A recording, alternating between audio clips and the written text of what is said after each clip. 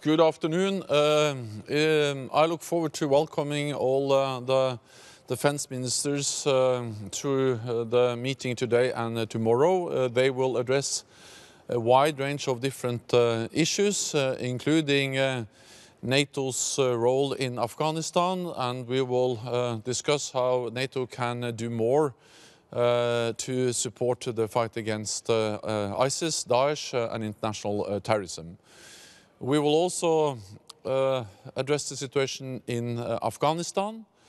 NATO is committed to our training mission there. We strongly believe that that's the best way for NATO to support the peace process, the efforts to find a political negotiated solution to the crisis in Afghanistan. And we would welcome any steps that can lead to reduction in violence. At the same time, it is extremely important to convey a clear message to Taliban that they have to show and demonstrate a real will and ability to reduce violence and to engage in credible peace talks. We will also take stock of the work which is going on in NATO when it comes to our response to new Russian missile systems. We have seen the demise of the INF Treaty because of the new Russian SSC-8 missiles.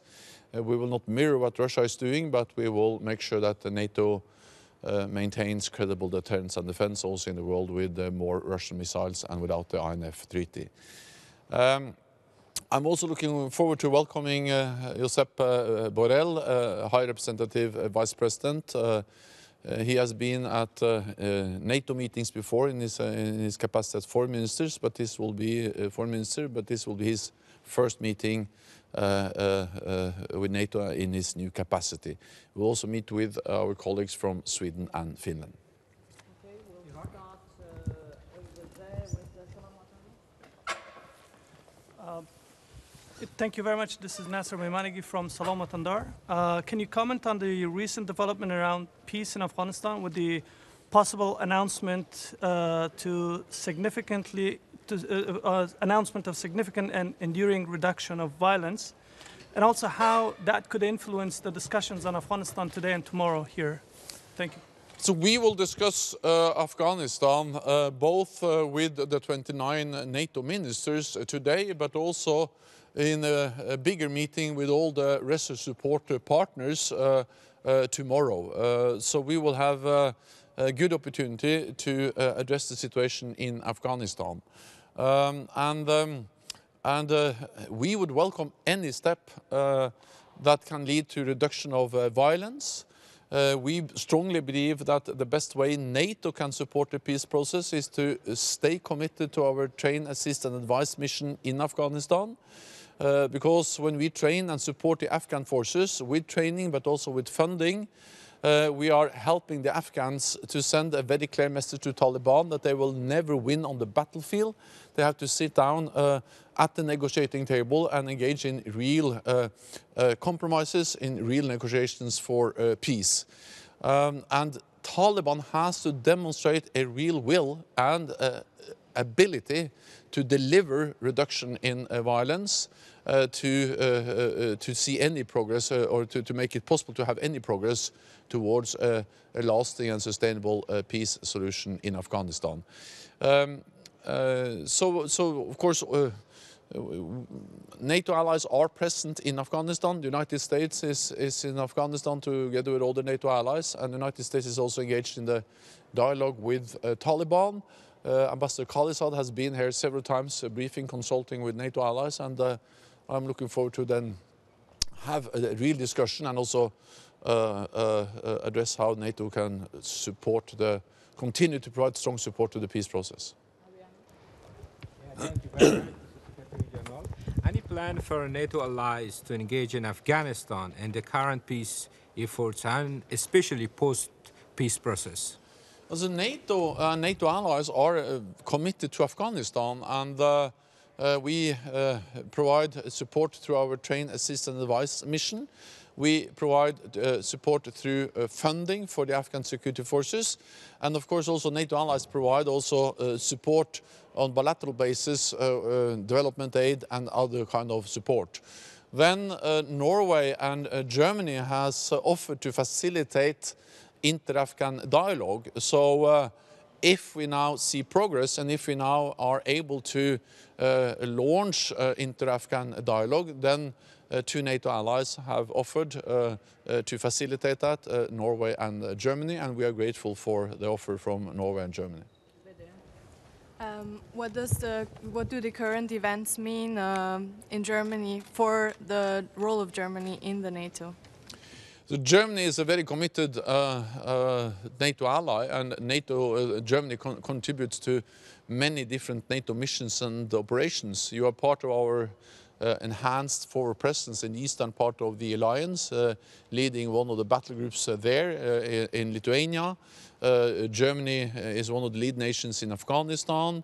Germany leads our presence in the Aegean Sea, helping to implement the agreement on refugees and migrants between Turkey and the EU. And Germany is contributing to our collective defense in Europe in many different ways. So we are extremely grateful for the strong support of Germany to NATO in so many different ways over so many years. And you don't see any change in the role with the current events in Germany, but the popularity of the NATO is also decreasing in Germany at the moment. Well, first of all, it's a very natural thing that we have political discussions in NATO allied countries. That's something that takes place all the time.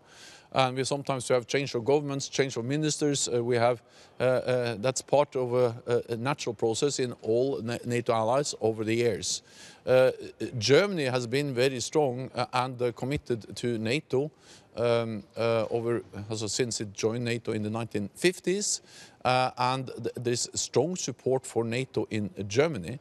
Then the opinion polls varies a bit over years and between NATO allied countries, but the recent opinion polls we have seen also from Germany confirms strong support for NATO.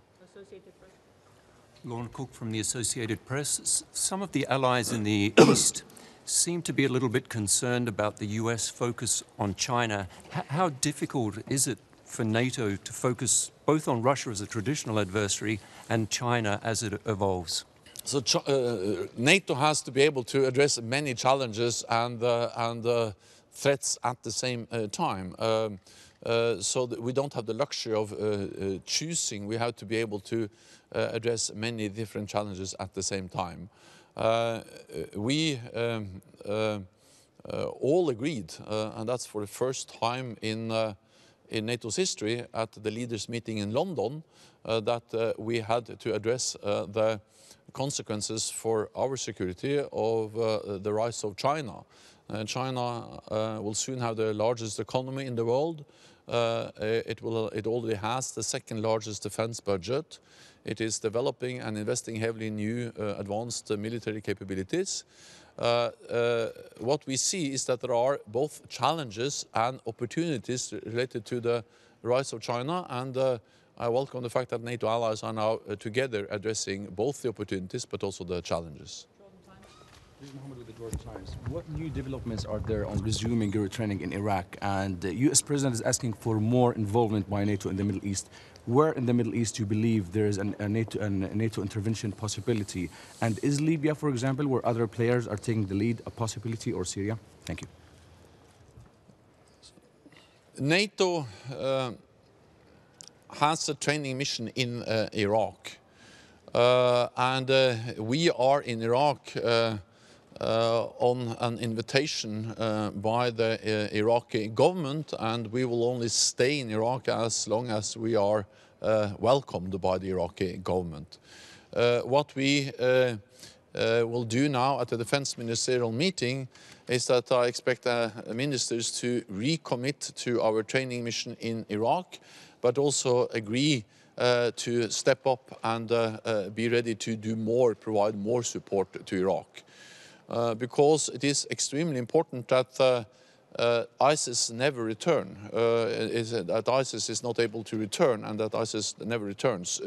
Because we have seen the brutality, we have seen that the horrendous violence they have been responsible for. This is a huge problem for the people. People in Iraq have suffered, but also a threat to all NATO allies, because ISIS is an organization which has proven a will to also use terrorism as a way to attack NATO allied countries. So I commend the sacrifices, the role Iraq has played in fighting ISIS. Iraq has been on the forefront. Iraq has shown courage and bravery. The Iraqi security forces have shown courage and bravery in the fight, and we train them to make them even better in the fight against ISIS-Daesh. We will also look into what we can do beyond Iraq. NATO is already in the wider Middle East region with the training mission in Iraq, but also with our presence in Afghanistan. We work closely with countries like Jordan and Tunisia, helping them with intelligence, special operation forces. This is both about military activities, but also political support and cooperation with countries in the region. It's too early to conclude exactly what we will do, but we are now to further step up. But we have a very good and constructive dialogue with countries in the region, and a very good and constructive dialogue with the government of Iraq. Mr. General Secretary, what kind of response NATO can prepare regarding to the Russia's weapon, in particular SS-8? So we are very concerned about the new Russian missile systems, not least because,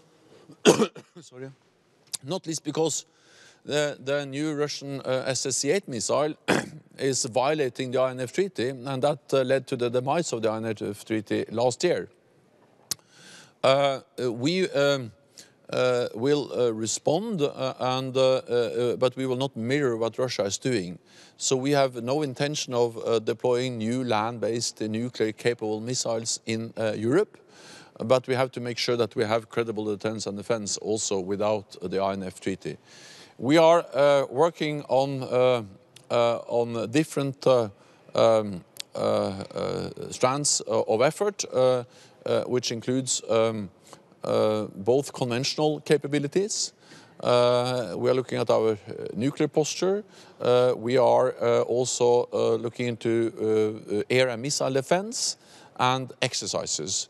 But again, we are not going to mirror what Russia is doing. We want to avoid or prevent a new arms race, and therefore we'll also look into what more we can do related to arms control. A new arms race will be dangerous, but also extremely expensive, and therefore we regret very much the demise of the INF Treaty, and we will continue to work for effective arms control, because that's the best way to keep tensions down and to prevent a new arms race. This concludes this press point. Thank you very much, colleagues. We'll see you later. Okay. Thank you.